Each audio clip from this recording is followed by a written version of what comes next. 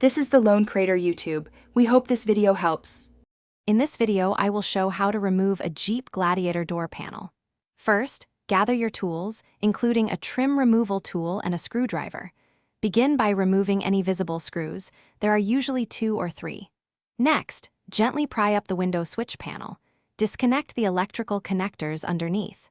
This careful approach prevents damage to the delicate plastic components and wiring. After the window switch panel is off, disconnect its electrical connectors. Then, carefully remove the small trim piece around the interior door handle. This often involves a gentle pry. Next, you'll need to unclip the door lock and door handle cables. Pay attention to how they are routed so reinstallation is straightforward.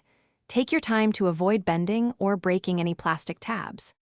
With all screws and cables disconnected, it's time to release the main panel. Use your trim tool to gently pry around the edges, releasing the plastic clips. Work your way around the entire perimeter. Once all clips are free, lift the entire door panel straight up to clear the window channel.